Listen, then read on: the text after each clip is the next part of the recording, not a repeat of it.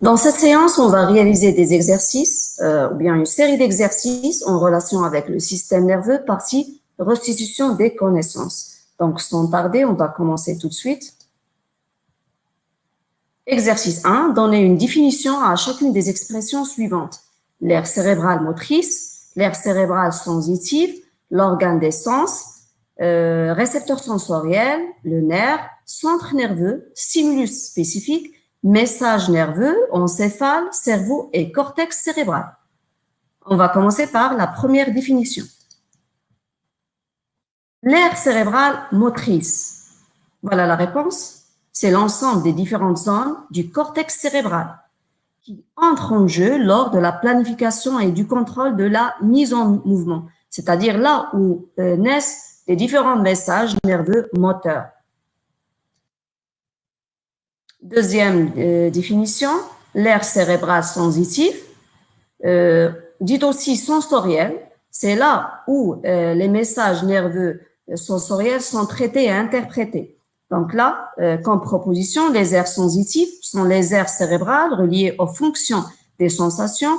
Ils sont limités au lobe frontal et ces aires sensorielles sensitives, on les trouve dans les autres parties pariétales, temporales et occipitales. Organes des sens. Donc, ce sont les organes sensibles aux stimulations, c'est-à-dire aux stimulus spécifiques de l'environnement. Et là, on parle des yeux, des oreilles, de la langue, le nez et la peau. Récepteurs sensoriels. C'est une structure située dans les organes sensoriels, comme on vient de le dire, c'est-à-dire la peau, les oreilles, la langue, le nez, etc. Donc, ces récepteurs sensoriels, ou bien ces corpuscules, ils sont activés par un stimulus bien sûr spécifique. Par exemple, si je dis l'oreille, plus précisément les récepteurs sensoriels qu'on trouve au niveau de l'oreille, il est stimulé par un stimulus qui est le son. Le nerf. Il correspond à un organe du système nerveux périphérique, bien sûr, et c'est un composé des neurones qui permet la communication entre le système nerveux central, c'est-à-dire l'encéphale et la moelle épinière, et le reste du corps, c'est-à-dire les muscles et les glandes. Centre nerveux, c'est le système nerveux central, et là on parle de deux centres nerveux, l'encéphale avec les trois parties, cerveau cervelé et le tronc cérébral, et un autre centre nerveux, la moelle épinière. Et là, on a parlé de ce centre nerveux dans le cas des réflexes de flexion. C'est ce système nerveux, il règle le fonctionnement du corps et réciproquement le fonctionnement des organes. Et le système nerveux central, il est entouré, bien sûr, et protégé par des membranes dites les méninges.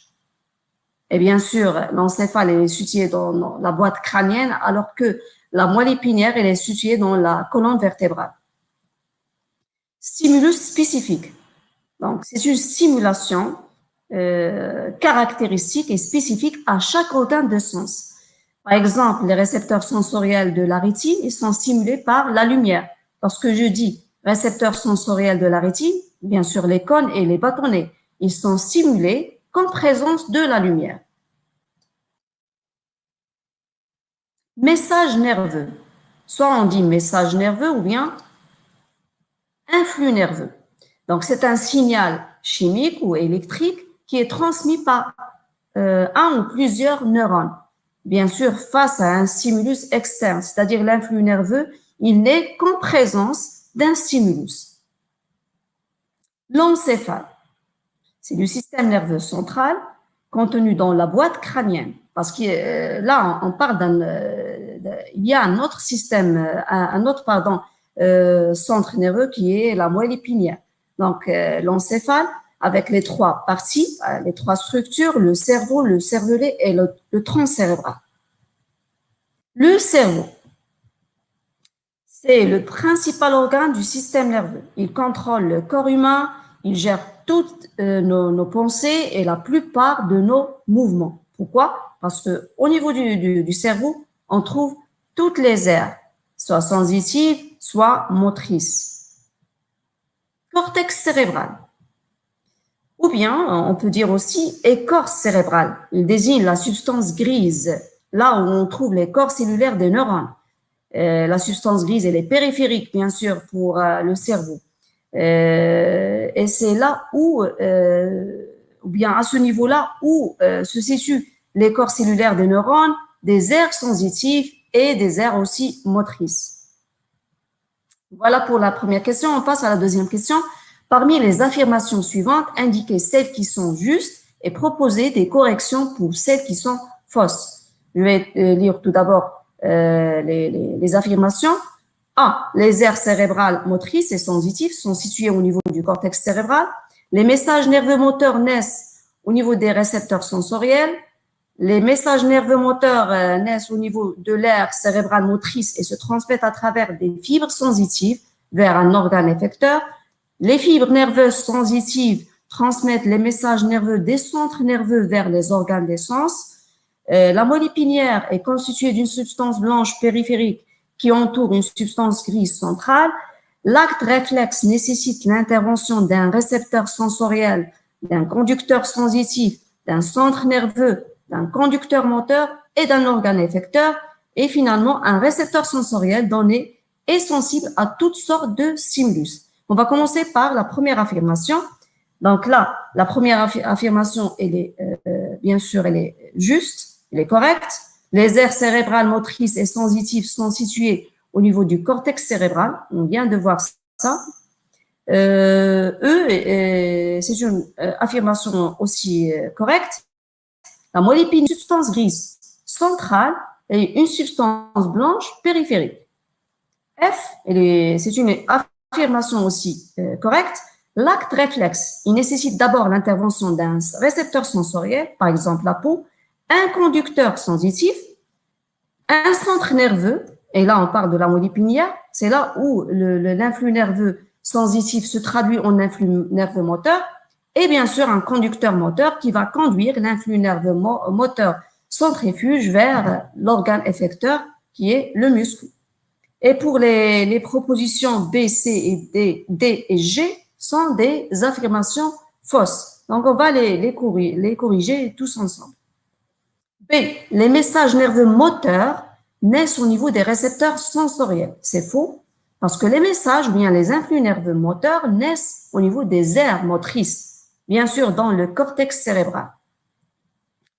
Les messages nerveux moteurs naissent au niveau de l'aire cérébrale motrice, oui c'est juste, et se transmettent à travers des fibres sensitives. C'est faux. Ils se transmettent à travers des fibres motrices vers un organe effecteur. Et voilà la réponse. Toujours une affirmation fausse. Les fibres nerveuses sensitives transmettent les messages nerveux des centres nerveux vers les organes des sens. Donc c'est faux, c'est l'inverse. Les fibres nerveuses sensitives transmettent les messages nerveux des organes des sens vers les centres nerveux. C'est là où ces messages sensitifs vont être traités et interprétés. Et la dernière affirmation, elle est aussi fausse. Un récepteur sensoriel donné est sensible à toutes sortes de stimulus. Non, c'est faux. Un récepteur sensoriel, elle est sensible à un stimulus spécifique. Par exemple, la rétine, elle est stimulée en présence de la lumière et pas en présence, par exemple, des vibrations sonores. Par contre, les cils, ou bien les cellules ciliées qu'on trouve dans l'oreille interne, c'est-à-dire ces récepteurs sensoriels, sont stimulés en présence des vibrations sonores ou bien des sons. Voilà pour l'exercice 2. On passe à l'exercice 3. Rédiger des phrases en utilisant les expressions et les mots proposés. Grand A, récepteur sensoriel, fibre nerveuse sensitive, centre nerveux. B, fibre nerveuse, nerf, message nerveux. C, centre nerveux, fibre nerveuse motrice, organe effecteur. Grand D, aire cérébrale motrice, mouvement volontaire. Et finalement, aire cérébrale sensitive, sensibilité consciente. Et on va commencer par la première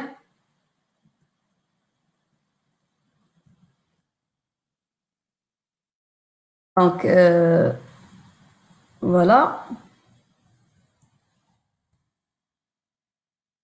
Pour la première proposition, récepteur sensoriel, fibre nerveuse sensitive, centre nerveux.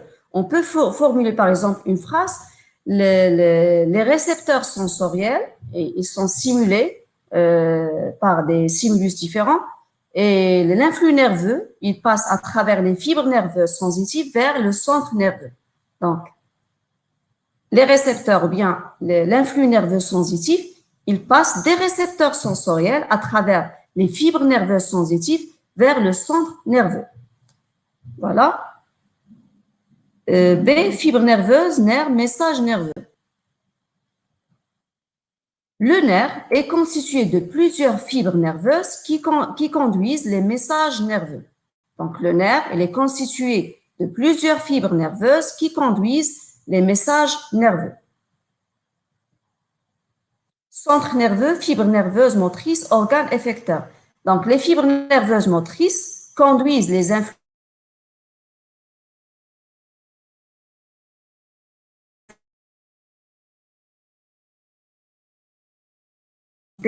aires cérébrales motrices, mouvements volontaires. Donc, les mouvements volontaires naissent au niveau des aires, bien sûr, cérébrales motrices. Et on passe à l'exercice 4. Complétez les couples suivants en associant à chaque chiffre du premier groupe la lettre correspondant dans le deuxième groupe. Voir le tableau. Donc, neurones, récepteurs sensoriels, réflexes et synapses.